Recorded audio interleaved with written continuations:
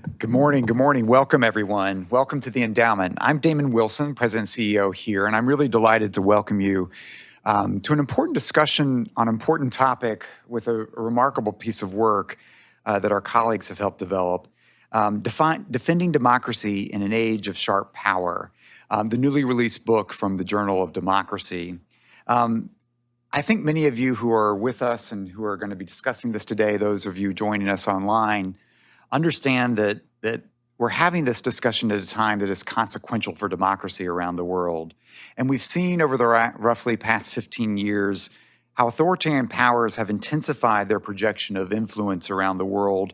And it often comes with the impact of undermining democracy and human rights standards. And that's what the endowment is focused on. How does the impact of authoritarians and their engagement around the world undermine democracy, undermine the rule of law? These regimes are investing massive resources into these activities. They're emboldened. They're systematically challenging democracy and the ideas that underlie it. So through the exertion of sharp power, we've seen authoritarian regimes pierce and penetrate the information and political environments of targeted countries in order, as the book says, to monopolize ideas, suppress alternative narratives, and exploit partner institutions. Our editor is Will Dobson, who's with us, Tarek Massoud. They write in the introduction titled The Hidden War on Democracy. Although there may be a debate over the true extent to which democracy is in danger in this third decade of the 21st century, there can be no debating that the world's autocracies are doing their level best to gain the upper hand. And during this period, dictatorships have intensified and modernized their repression. We've seen two major players in particular, China and Russia, leading the way of not only tightening their grip at home, but adapting these techniques for this new era, using them to emerge as active and purposeful transnational forces that are able to influence open societies and their institutions. New tools such as social media, surveillance technology, generative artificial intelligence, they're accelerating these efforts, enabling autocrats to elevate their preferred narratives, suppress those they find threatening, and otherwise deepen state control. Now, this book represents the culmination of quite a bit of extensive engagement with a diverse range of experts and activists led by NED's International Forum for Democratic Studies in order to understand and respond to the modern challenge. The endowment has a think tank that draws on the experiences of our partners around the world to help inform this work. It's grounded in the reality of activists on the front lines. And we saw 6 years ago when the forum came out to first coin the term sharp power, and in doing so help reshape the public understanding of modern influence and power. Since the publication of the forum's original Sharp Power report in 2017, we've seen how the term has become widely adopted as an analytical point of reference. It's been featured in prominent policy initiatives cited in The Economist and Foreign Affairs. But the good news, and part of what we'll unpack today, is that this book now takes a look to help us understand what we can do about it. So we're not just analyzing the problem, but hopefully proselytizing on how we can better protect democracy. And the ideas in the book offer insights and examples of successful democratic resilience in certain settings. And we expect that we'll hear from our discussants today that they'll share insights of how open societies, what they can do to resist, to repel the sharp power threat, and more fundamentally suggest ideas for how democracies can actually retake the initiative and not just play defense. So in addition to our terrific speakers, I just want to recognize the book's editors, Will Dobson, Tarek Massoud, Chris Walker, who is with us as well today, along with the Journal of Democracy team for their exceptional effort to make this book a reality.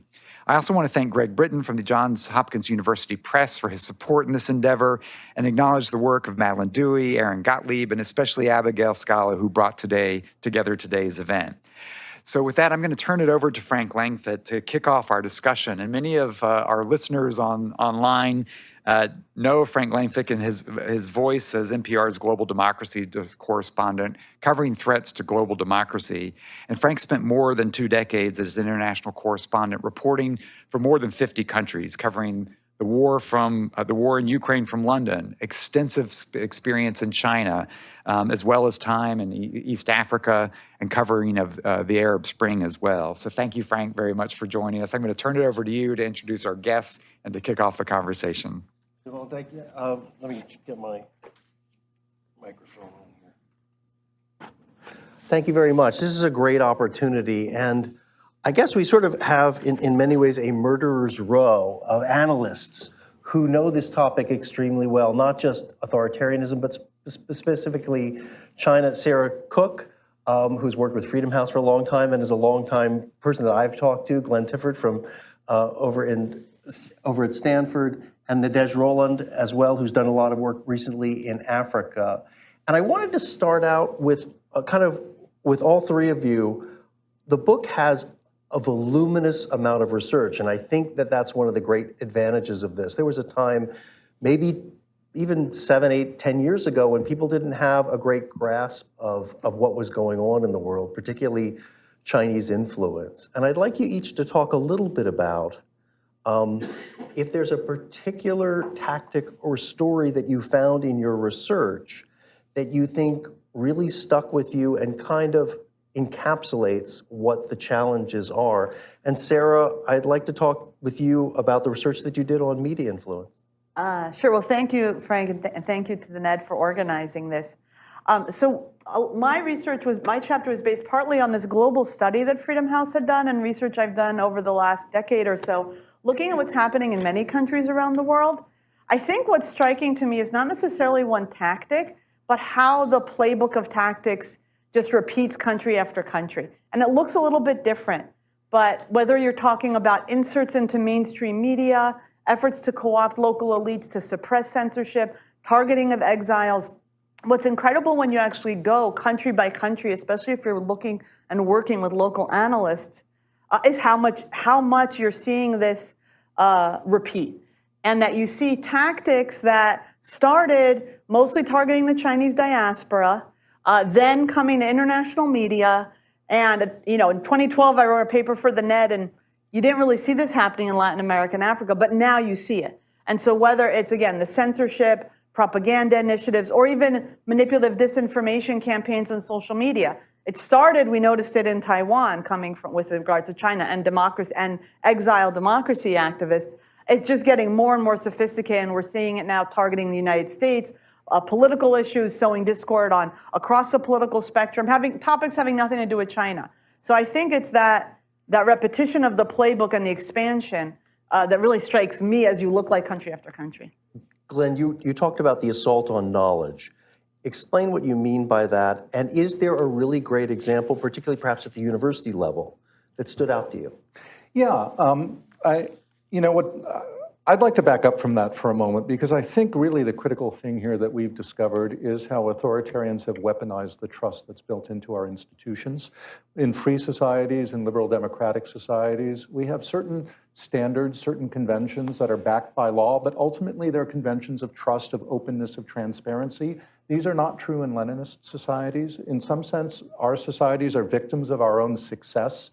By winning the Cold War, we disarmed and assumed that the rest of the world would adopt our conventions. So in knowledge systems, our universities, our publishing spheres have been open, they've been collaborative, because they've trusted that their partners share the same conventions, share the same values, share the same ethical principles as our own.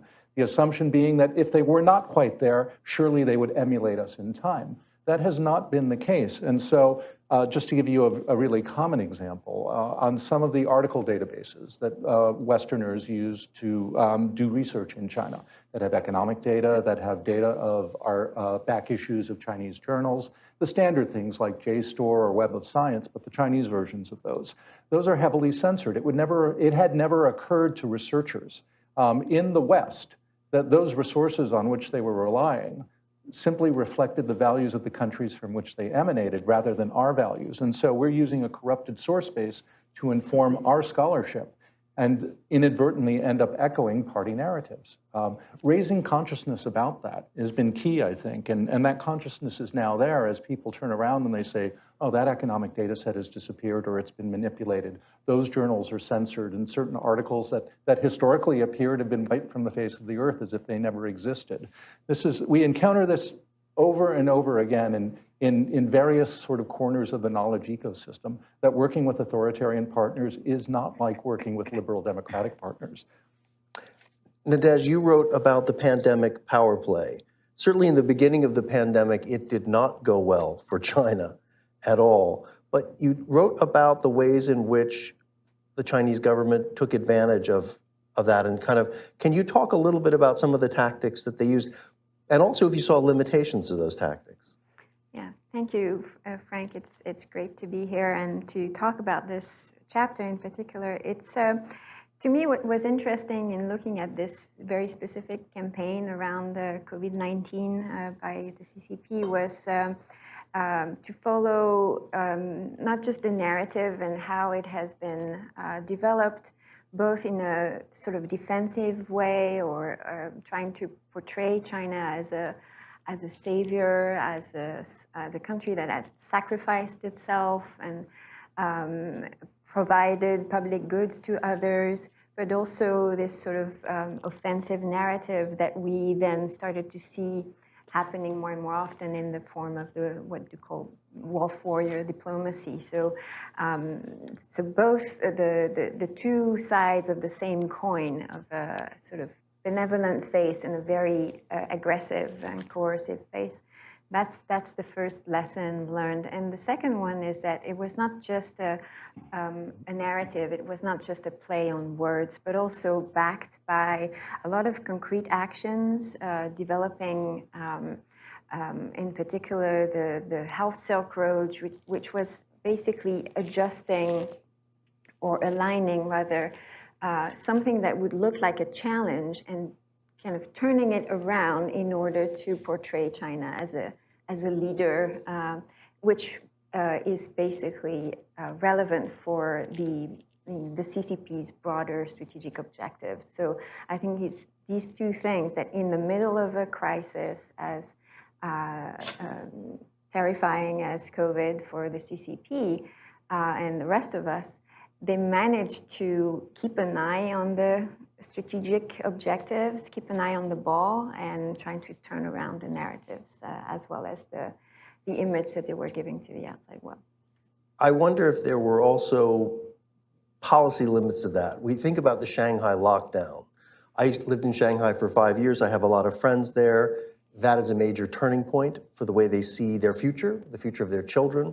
And the lesson that they took from it, which I think they had known and I had kind of emphasized in my conversations with them over the years, is that it's a non-rule of law state, and the state can do whatever it feels it needs to do, and there will be no recourse. And so I wonder, while there were opportunities, I think Sarah, in your writing, Sarah makes a really good point about the way that all of the supplies that were sent to Serbia were really emphasized by the Serbian state-run media, which really did help China a lot in terms of public opinion there.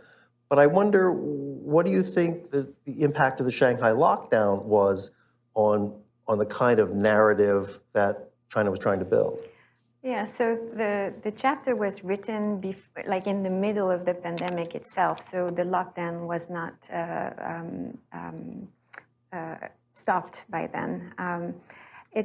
What really struck me was that in the middle of the lockdown, there were even drones coming to tell the public, refrain your eagerness for freedom, suppress your want for freedom, which, I mean, what kind of better illustration would you see coming out from China under the CCP rule today? Those people are suffering. The CCP doesn't come to help. It comes to tell them, do not want freedom. Like, okay, so that's a very clear illustration of what it looks like.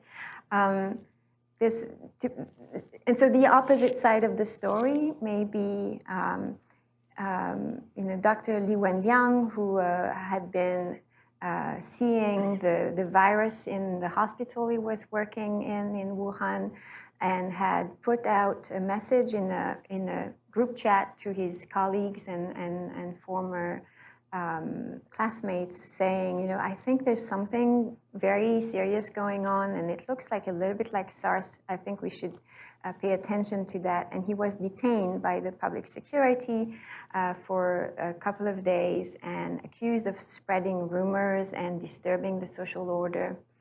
When he died, there's been an enormous social movement in China, full of grief and people showing a lot of affection for this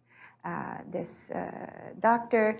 And beyond that, as a sort of a indirect way of criticizing what the party was doing. Today, as the former Chinese Prime Minister Li Keqiang has died, in Li Wenliang's Weibo account that has now been called the Wailing Wall of China, people continue to come and say things on this like social media page to grieve, and as an indirect way of criticizing the party. So I think this is an interesting contrast of the drone saying what the party wants and the people of China continuing to find ways to express themselves and to say that what the party wants is not necessarily what the Chinese people want. You know, Sarah, you were talking about a very consistent playbook, and what struck you the most is that the playbook is used all over the world. Now, in team sports, if you have your opponent's playbook, that's a great advantage. So what are your thoughts about the way to counteract some of these methods and tactics that are now quite well known? That's a good question. Part of it is that it's a very complex playbook that's becoming more and more sophisticated and honestly more and more covert, and that is very good at using various different relationships, especially with elites, to create economic leverage and incentives. And so it becomes very tricky to try to, certain aspects are maybe a bit easier to resist. So transparency goes a long way. If you're talking about, for example, trying to have, there's a lot of these inserts and the co-productions, and one of the problems, and sometimes op-eds, one of the problems is that often it's not labeled as being Chinese state outlets. When we saw the social media platforms starting to label Chinese state media accounts, you actually saw engagement on Twitter with those accounts go down. Now Twitter's reversed that policy, that's maybe a separate thing. But you do really see, even in the research that I did on the United States, you have filings like from the Foreign Agents Registration Act. There are, issues with that law, and there are pluses and minuses, but the increased enforcement, it's like one of the only countries in the world where you can actually track the money flow. And you can see that you have an entity that's this United Front entity with this very innocuous Chinese-US Exchange Foundation hiring PR firms that are then going out and trying to recruit people and leaders in different communities, including the African-American community, including members of elected officials, to take them on trips to China. And they're very explicit that the purpose here is to get these people to, objectively by the CCP standard, analyze US-China relations. That's also where you can see the money that's flowing in terms of inserts into various media outlets. That's very rare. Most countries don't have that. And I think one of the things we do see in country after country is that when there aren't, because the CCP's own tactics undermine their narratives, when you can expose the tactics and show that this, even though people know it's happening in other places, most people don't really pay attention. But you've got an expose in Italy showing that they manipulated Twitter accounts to make it sound that all these Italians were saying thank you to China during COVID,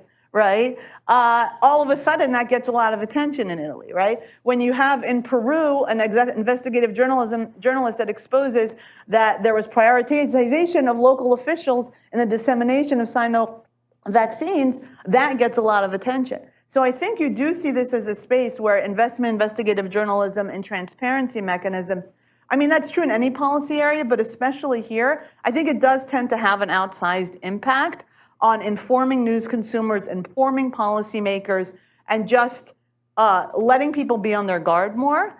And so I think that is definitely one of the areas to kind of double down on enhancing, because it also lets us catch and identify the new tactics and the evolution and the sophistication as they emerge.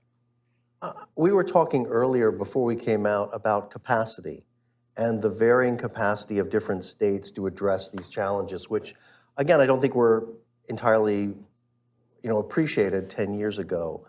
Glenn, I'd like to talk to you a little bit about what you've seen in terms of which states have the greatest capacity to deal with this and the states that don't have as much capacity. And you've just come back from the South Caucasus, Netherlands, I believe, Denmark, and Germany. So you've seen a very interesting range there. Could you talk a little bit about that? Sure. I mean, in general, I think the countries that are best positioned in this space are the ones that have the deepest area studies benches and the deepest support for linguistic and area studies in their universities, because that's what generates the knowledge base that informs government and policy making. And so across the board, wherever there's unevenness there, that gets reflected, I think, into their capacity to deal with these issues. Some countries know Russia very, very well for historical reasons, but China is new to them, and they have very little China capacity.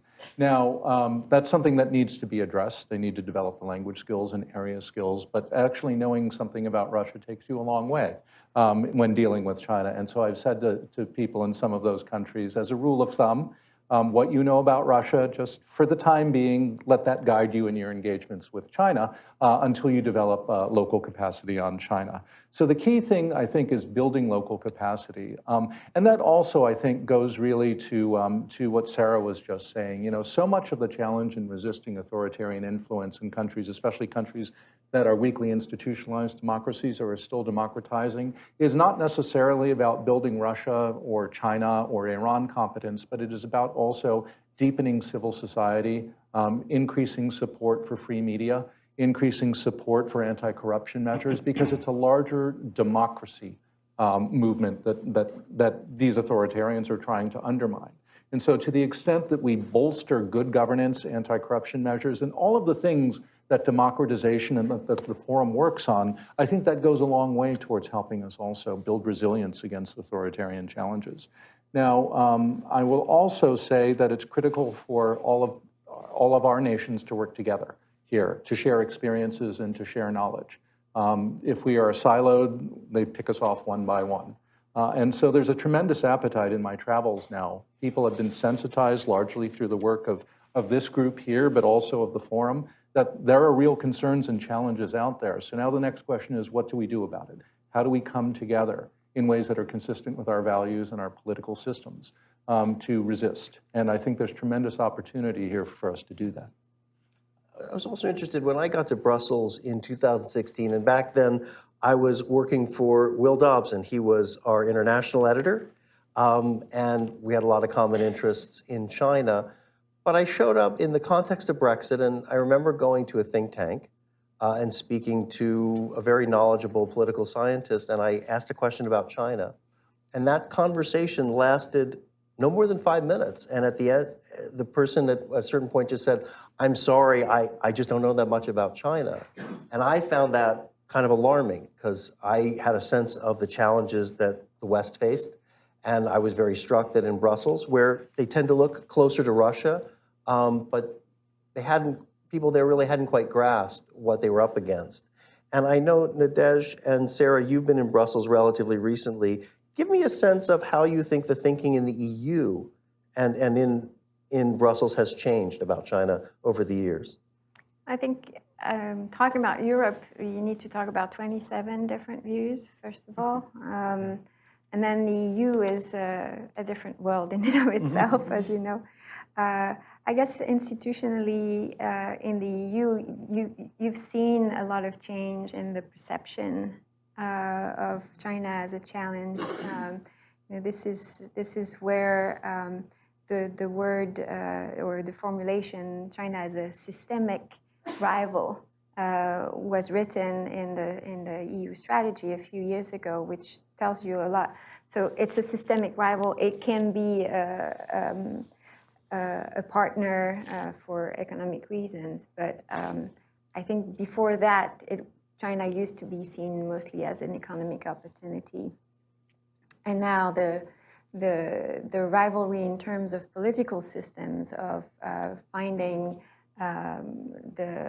or understanding that China poses a geopolitical challenge nowadays in terms of models has emerged very prominently. I think you do see a little bit about what Glenn was talking. We're taking some of the knowledge and even some of the bureaucratic institutions or agencies at the EU level and saying, look, and not just talking about what's happening in Russia or what Russia's doing in Ukraine, but this element of the kind of foreign manipulation and potential political interference, and now expanding it and actually creating, even if they're still small teams, ones that actually focus on China in this way and are actually thinking and are both talking with experts and analyzing information on social media and things like that. That's something that really didn't exist a few years ago. So I think you do see some of this recognition also translating into actual designation of some resources. I think you also do see, again, there's a lot of variation, I think, within the 27 countries in terms of the local capacity, whether it's a think tank or journalistic capacity, in terms of attention to this. And I think part of it's not just so much for people to understand China. You have to understand how the CCP looks internationally and operates, not just in terms of kind of high-level foreign policy, but this type of very kind of targeted or the sharp power element, right? And that's, I think, even for people who maybe understand China, maybe even some people who speak Chinese, who maybe understand even how the CCP is operating inside China. They completely understand that, this is a very repressive and increasingly repressive regime. But they may be completely unaware of the extent to which, of how this playbook plays out, of these magic weapons, as Anne-Marie Brady called them, and the amount of both high level and kind of all the way down the bureaucracy, resources are being invested in that. And that's actually where I think there's more awareness coming, but where there's still sometimes conflation of those two aspects of expertise. And to really defend democracies, you really need to understand what they're doing in different countries and how they're approaching that.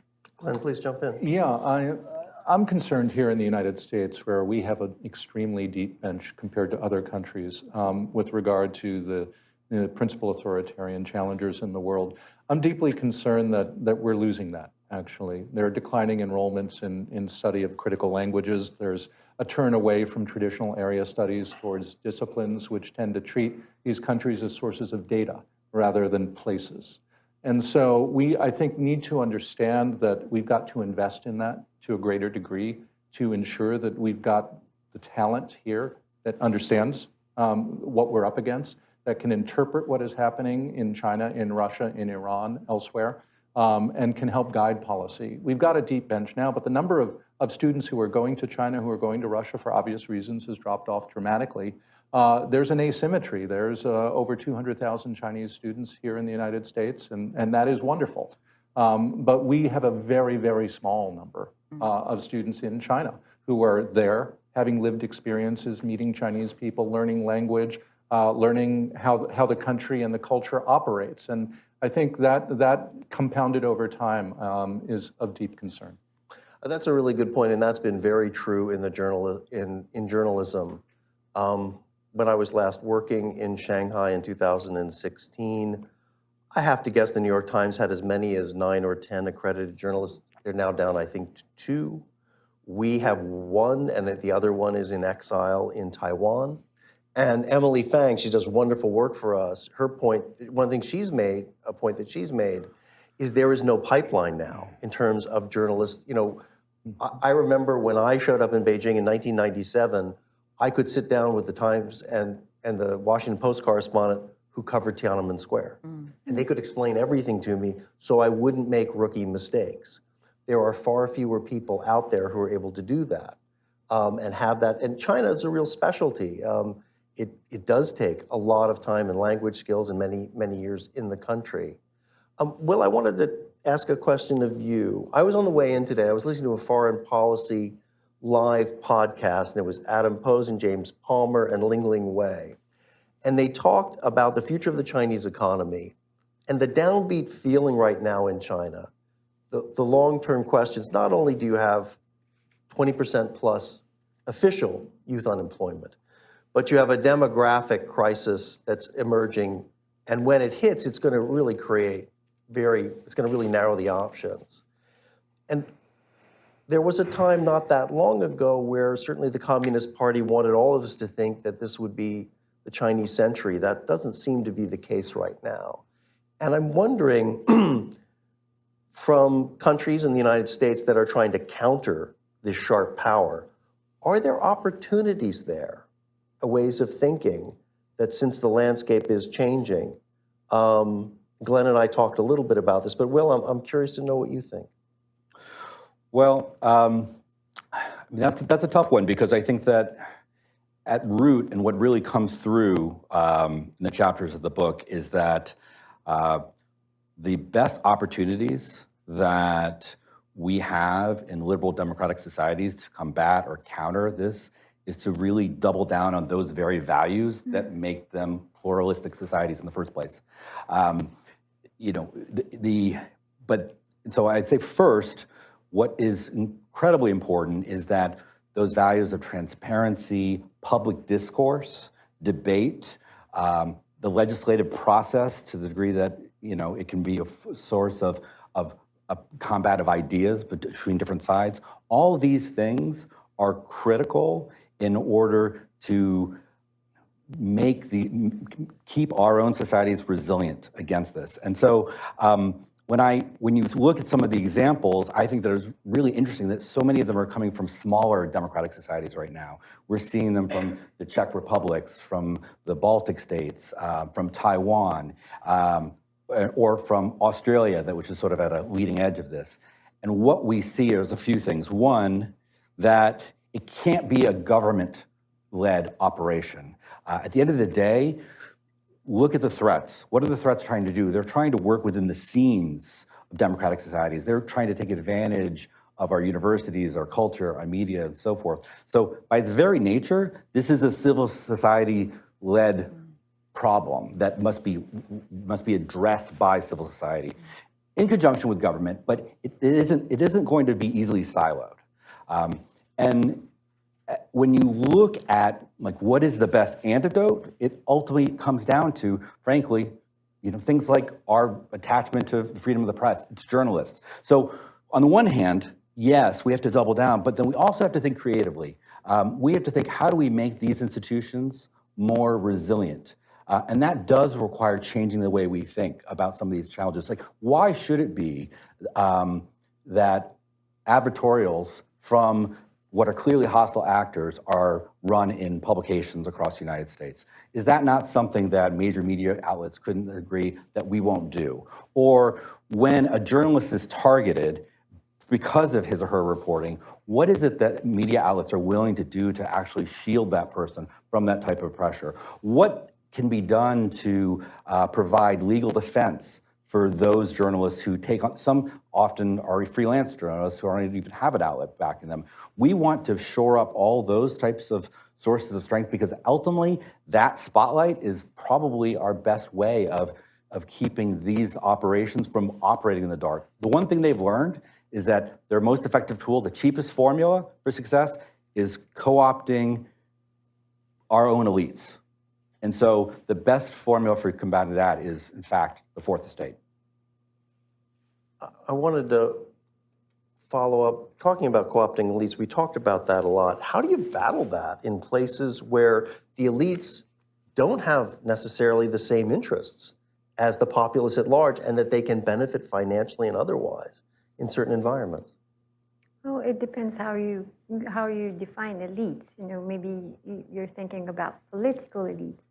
I'm also thinking about universities. Yes, exactly. I mean, we saw this. Let's be honest. We saw this in universities, and I saw this in universities more than 20 years ago, and it wasn't easy to get at. And some of the people who were at these universities were good sources of journalists, but it goes back a long way. It's certainly not just political elites. Please continue. Yeah, no, I was not necessarily thinking about the U.S., but more broadly, I think as far as CCP tactics are concerned, I'm not sure about how other authoritarians as much, but it seems like elites for them is defined very broadly in terms of it's people in government, it's commercial and business elites as well, it's intellectual elites writ large, so academia, media, think tankers, people who are sort of gravitating around the decision making. So it's a sort of an ecosystem that is much broader than what we might think at first. So I think there's a lot of entry points that we can use. I think it's really important for us to also understand that so much of the activity that we observe is an emanation of how these actors work domestically within their own countries. The CCP takes tools that it honed managing a really complex society, Chinese society, that's only grown more complex in the last 45, 50 years of economic modernization and growth. It's taken those tools and it now projects them outward. Likewise, actors from China that grew up in that ecosystem, they bring that operating system, the way that they are forced to operate domestically, abroad when they act too. And so yes, there are certainly instances in which there's absolute intentionality and a predatory approach to engaging with a foreign partner, but very, very often it is simply the way that they are wired to do business, and they take those methodologies that work in China that they're required to follow because they must answer to the party ultimately, and that's how they operate abroad. And so the party co-ops Chinese elites domestically. That's just natural for it to do abroad as well. The party is in no way directly accountable to its people. It doesn't have to think about that. And so when it operates abroad, it doesn't think about engaging with the larger audiences in other countries as well. It goes directly for elites because those are the people that it works with in its own country. And so I think, again, going back to what Will said, the way you fight that is it's civil society. It is ensuring that elites, political leaders, business elites in any given country are accountable to the people. And that's part of the larger democratic struggle. That goes a long way, I think, towards building the resilience that resists the authoritarian challenge. Sarah, did you have something? Yeah, I was going to say, look, a lot of it comes down to cost-benefit analysis, right? Wherever you're sitting. And so I think that's the question. They're weighing that the benefits they're going to get from China or the Chinese government are outweighing the costs for things that in some cases violate local laws. In other cases, they would be very embarrassed if they got out or just undermine democratic values. Or again, maybe serve, it's also a lot of times short-term versus long-term interest, right? So I think that's the question of like, how do you raise the cost for certain types of behavior? And that's where and also the government, that's where certain institutions, things like investment screening, right? If you have some kind of systematic and it's forced to be independent investment screening system, well, then that is already forcing their companies to play by local rules that are more in line with democracy. And there are actually good examples of Chinese companies doing that when they feel that they're encountering a robust institution. And again, some cases are even examples regarding environmental issues in places like Peru. This isn't only necessarily in the West, so to speak, right? It can be in other democracies. But I think there's that element of thinking, again, that's where maybe transparency, name and shame type of things. I think the other element relates to this question of professional solidarity, right? And codes of conduct and what is deemed as being the appropriate behavior. And you actually, again, you see this, we just were looking in so many different countries, but in Kenya, for example, there was this example of the kind of more Kenyan state-aligned station running content from a Chinese state source and not labeling it. Now, Kenya, and this is where the underlying media resilience is important, has a fairly independent press council and a pretty robust set of kind of journalistic ethics in certain parts of the media ecosystem. The Independent Press Council actually issued a public censure against the state broadcaster for doing that. In the Philippines, the National Philippines Journalist Union actually issued a code of conduct about reporting on China, touching not only on editorial independence, but also issues like avoiding xenophobic or racist language. So I think you do have these kinds of examples where these democratic institutions, the civil society response, especially in solidarity, because again, and this is, I think, some of the discussion in Australia about universities too, is that it makes it so much harder for the CCP to play divide and conquer. If everybody's speaking with one voice and everybody's responding, it's much more of like a wall that's harder for the sharp power tactics to pierce. It's about more than ideas, though, too. I mean, clearly the ideas are what matter tremendously, but what the CCP brings to many countries that the West does not bring is nice things. The CCP dangles development opportunities. And yes, they come sort of with a poison chalice, but that's someone else's problem 5, 10 years from now, right? In weakly institutionalized democracy, people who are up for elections need to show that they've got results, that they're creating jobs, that they're creating investment in infrastructure. And the West has not been such a good partner for many of these countries in delivering those nice things. Because of China, many countries now have 4G cell networks that everyone is using. That was a missed opportunity on the part of the West. For the rising middle classes in many countries, They aspire towards the material comforts that they see on television that we enjoy. China offers them that dream in a way that we're doing a poor job of competing against. And so we really need to, I think, step up in understanding and taking seriously the aspirations of people around the world for a better material life. We get the basic needs, the education and the food security fairly well with regard to development assistance, but it's more than that. We need to meet them there.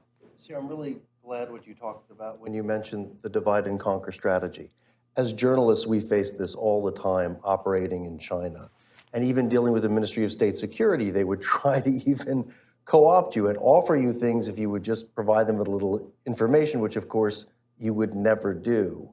I'm curious from Will and Nadej, are there other examples, and Will, you talked about some of these smaller countries where we've seen very effective collective action in civil society that could be a model that other civil societies elsewhere should adopt?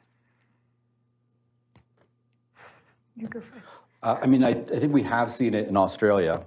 In Australia, we've seen civil society organizations that would band together in order to spotlight, particularly when it involves Chinese diaspora communities. And that, again, is, if we go back to Sarah's playbook, that is often a formula that we see. We see it in Canada, we see it in the United States, we see it in Southeast Asia, certainly, where China takes advantage of its own diaspora community as a inroad into actually getting at political institutions or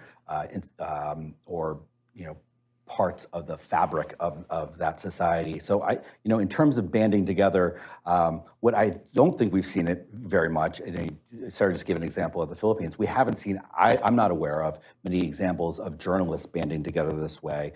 I think that in journalism, we see that around security threats. We see that around when a regime crosses like the boldest red lines. But I think the more subtle threats are still something that media outlets see themselves in competition with each other on, and they're less likely to rally around each other. And I think that simply is something that will have to change. I think that we're not, I mean, we need to get ahead of ourselves, we're not going to see this winnow off on its own. These pressures are going to ratchet up.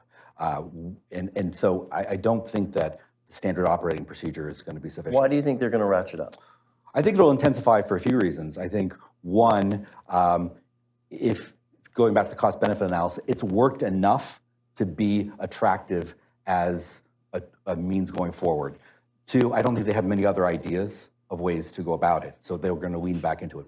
There was an intelligence assessment just a little over a week ago that the U.S. put out to basically warning that next year we're going to see an uptick in Russia's use of disinformation around elections. That the goal here is instability and to cause people to doubt or have doubt in the elections and the governments that follow from those elections. And it's not just the United States. This is over a dozen countries that this is expected. It's going to ratchet up for that reason. Two, we're going to see it not just on the right or the left. This is going across all political spectrums, whether it be, there's been so much concern about far-right groups as being a source, particularly when it comes to Russia.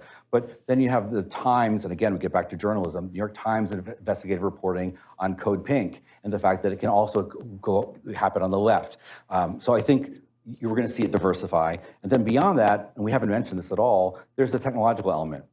And AI is only going to make it cheaper, and it's only going to make it more effective to attack that fundamental element, which all of these societies rely on, democratic societies rely on, which is truth and the credibility of the truth. Attacking that, I think, is something that we're only beginning to see, and that's why I think it'll get worse before it gets better. And on that note, I know there's a great group of people here who probably have lots of questions, and so I'd like to just open it up to folks in the audience.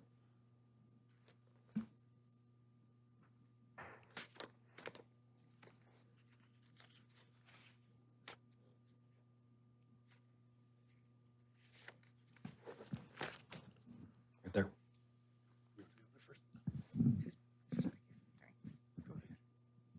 Nothing, Matt.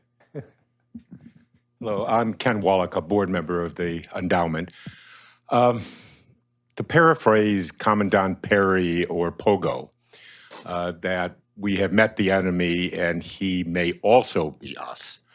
Do you see a symbiotic relationship, not a former relationship, but nevertheless a symbiotic relationship between political forces in many of these countries and the CPP in Moscow?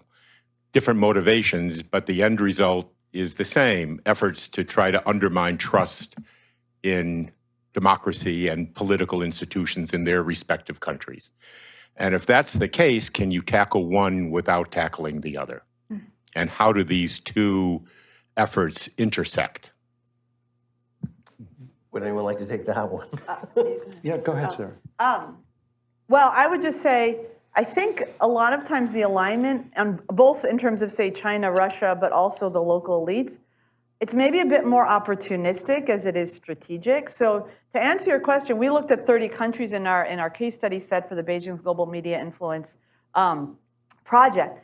In about half of the countries, a Chinese diplomat tried to pressure a local journalist or media outlet to suppress coverage.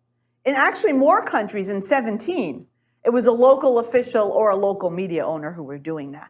And in a lot of ways, those efforts were more effective because it's actually easier, especially if you're in a democratic setting, to say to the Chinese embassy, go away, I'm going to still publish this, than it is to say, especially if you're maybe in a partly free country, in a Mozambique, in a Nigeria, to say to a local official or to your media, your editor, no, I'm going to continue to publish this report. And I think when you look at the kinds of topics that, especially that information suppression, which we maybe didn't talk as much about, get to, in terms of the alignment of interests, it's not just, in fact, it's not even often what's happening to Uyghurs or things like that. It's something local.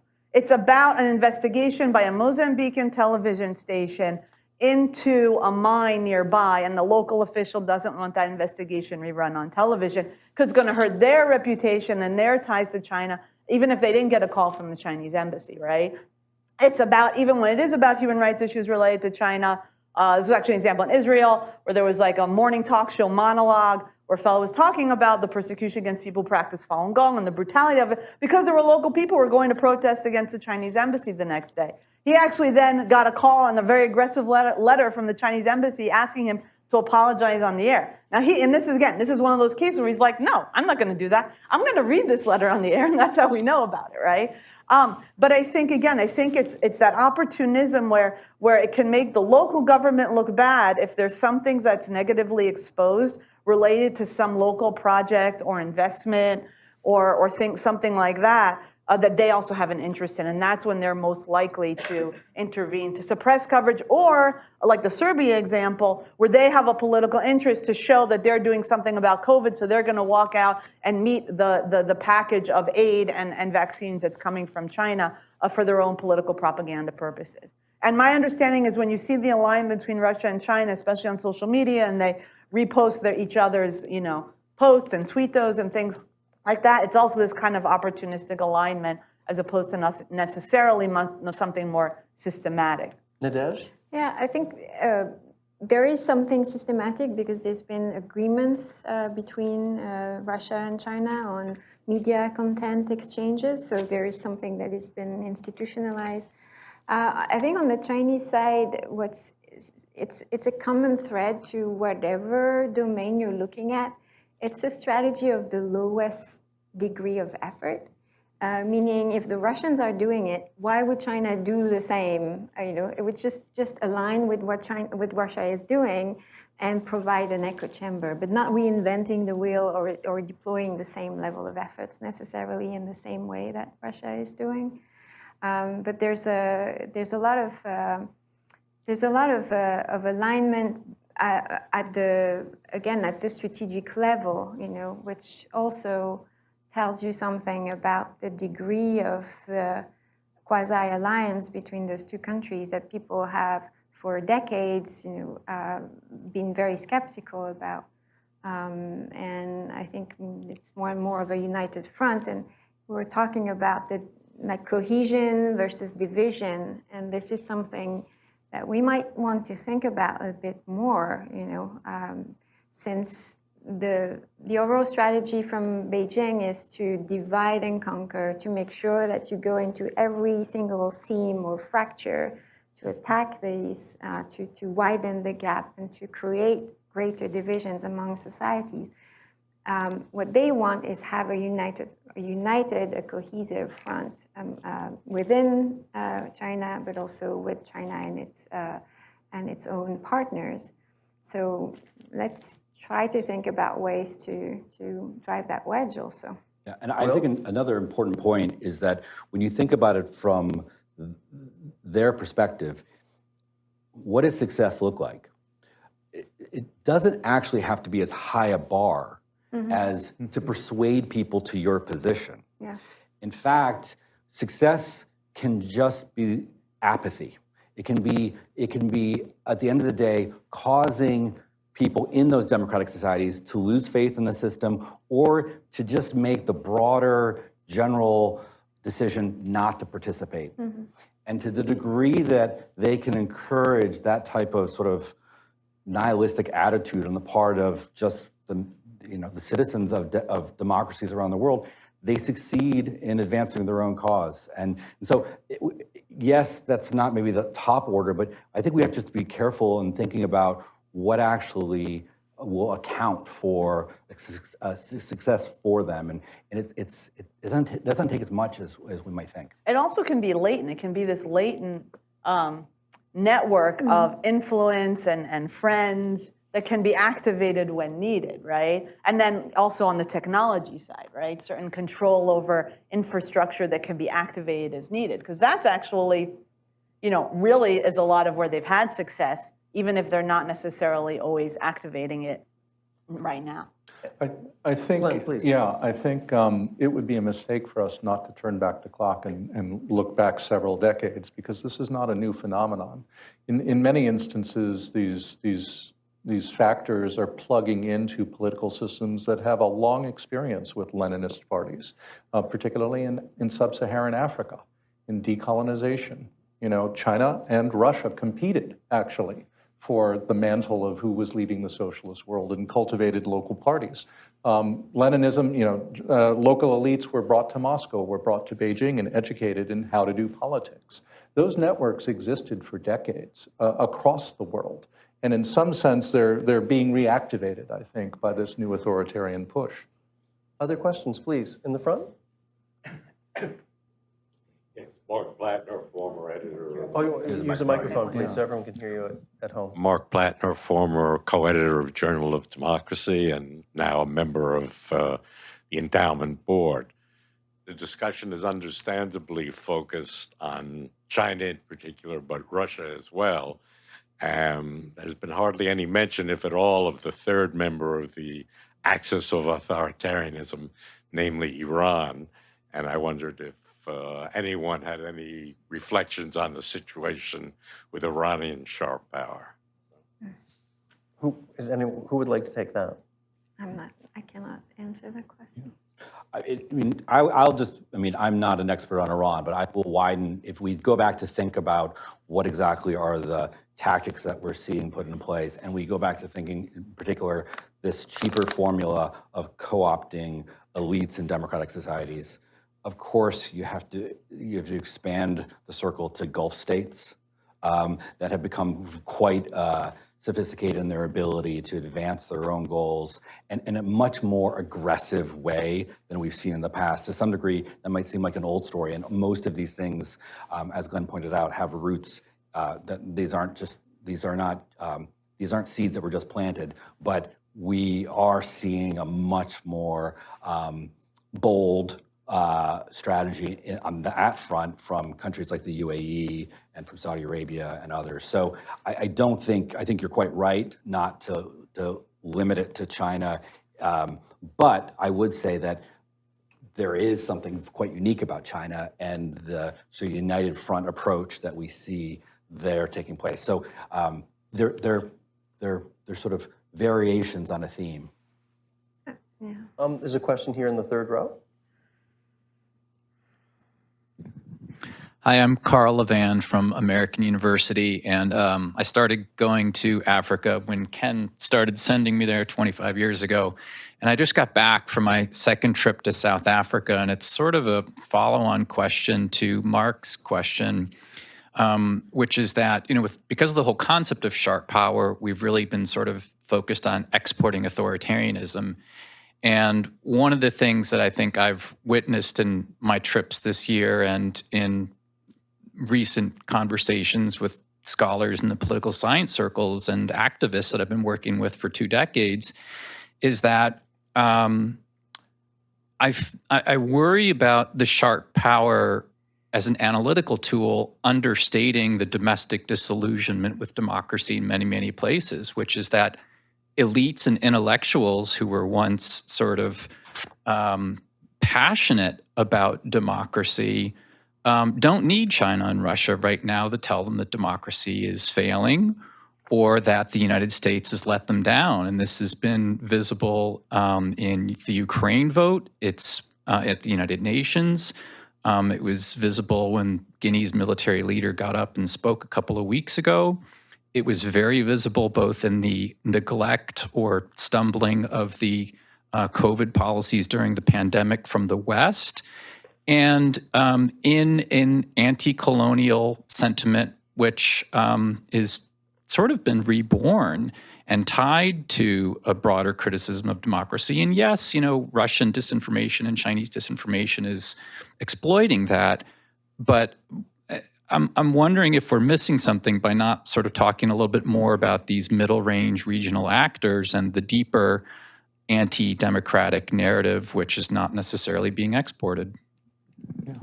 Please. No, I think that's an excellent point. You're absolutely right. I mean, these things would not be landing and blooming if there wasn't fertile soil already. And so I think it is critical for us to be attentive to what's happening in regions of the world domestically and to work harder there to build resilience. Nothing succeeds like success. I mean, the fact that it's really amazing. China has launched a number of initiatives, but in particular a whole process democracy initiative that is meant to articulate a vision of democracy that's alternative to that represented by the United States. And in particular, in the last 2 years, it's released a series of reports focusing on the failures of the United States, how it's a deeply unequal society, how its democracy is failing. They made hay of January 6th. Of course, we handed that to them on a silver platter. For the West, for the democracy, I think, recipe to be attractive, we need to show that it works. And we've been failing, I think, across not just the United States, but you look at Israel, you look at France, you look at Canada. There are deep divisions in our societies, and they're played out in our media, and authoritarians are taking that and amplifying that. So we definitely need to do better in our spaces to say that democracy delivers and then help others show that democracy delivers in their spaces. And we've not really been doing that very well. Now, of course, there's some opportunism there as well, because there are countries that are seeing opportunities to sort of arbitrage between that camp and the other camp and see who will offer the best deal. And if you're sitting and you're an oligarch who's ruling a particular country, then maybe that makes a certain amount of sense. It's see who the best suitor is. But the global financial crisis, our response to COVID, it's one thing after another. January 6th, I think it does diminish the democracy brand. Oh, I was just going to say, I mean, I think with some of the people that we interact with, it's very easy to think, especially when we're talking about regions like Africa, to frame so much of it about the bilateral, the competition.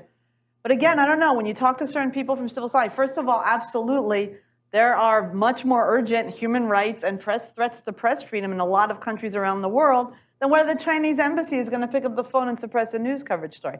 I think the concerning thing is again, this creation of networks and practices that in some cases, there will then be something of real consequence to the local politics of a particular society, or to the way, if you're talking about things like, we didn't even talk about, like surveillance of export of safe cities and what that does.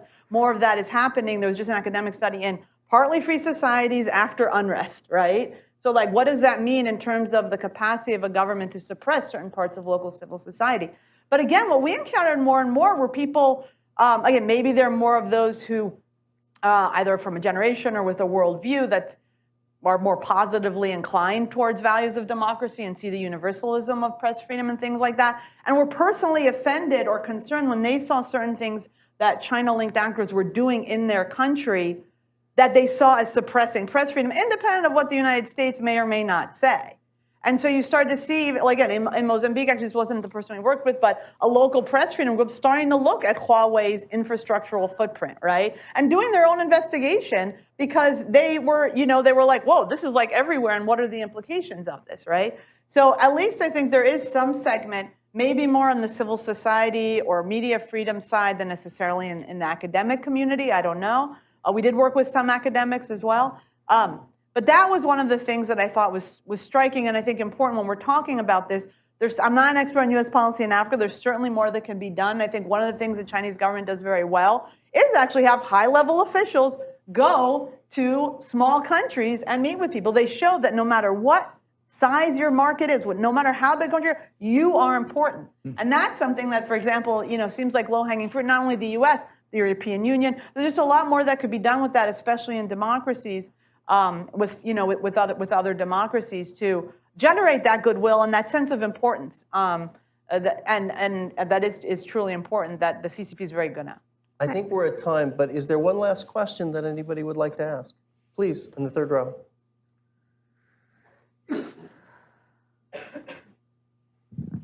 Thank you very much. My name is John Glenn. I'm the Senior Director here at the Forum.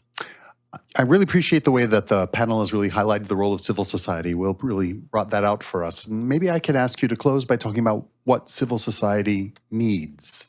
Because some of the phenomenon that you're describing reflect that civil society and independent journalists are targets of these regimes. We have fewer journalists in China, not just because we're choosing to send fewer journalists to China, but because they're refusing to let more journalists be accredited there. We have fewer American students in China, not just because we're choosing not to send American students to China, but there are fewer opportunities for students to have free study in China. So what is it in the circumstances like that where this tip of the spear, this important role that the civil society groups play in exposing, in promoting transparency, in deepening expertise and knowledge, what do they need in order to be able to play the role that we hope they will in defending democracy and building resilience?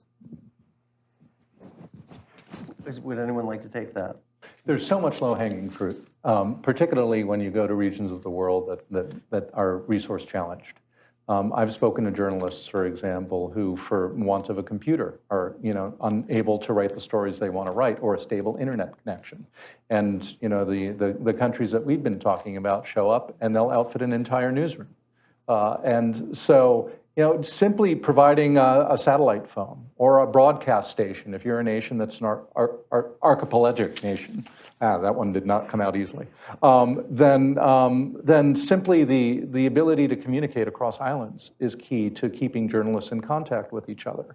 And so there's a lot of sort of simple resources that we can provide, but then also I think there's providing the backstop, the guidance, the sense that there are people around the world who care very much to support them in the work that they do so that they do not feel isolated and alone, and providing forums. When our work in Africa for 18 months, we discovered that there were many courageous people in individual countries who were completely unaware of each other, and providing opportunities for those individuals to understand that they are not alone, that there's a network of people in their region or on their continent that they can lean on for support, to share experiences is critical too. So we can play roles there as well.